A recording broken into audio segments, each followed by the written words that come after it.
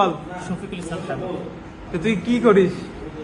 আমি জব করি। কোথায় জব করিস তুই? কি পোস্টে? অফিসার।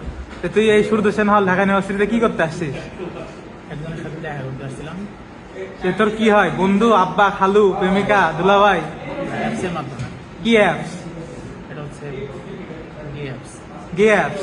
তা তুই গে অ্যাপস এর সন্ধান পাইলি কিভাবে ওর সাথে? এটা অ্যাপসের মাধ্যমে আর কি কন্ট্যাক্ট হয়েছে। আচ্ছা, তো তোরে আজকে মানে তৃতীয় দিন না চতুর্থ দিন তোর এখানে আসা? প্রথম দিন। প্রথম দিন এসে কেউ ধরা খাই?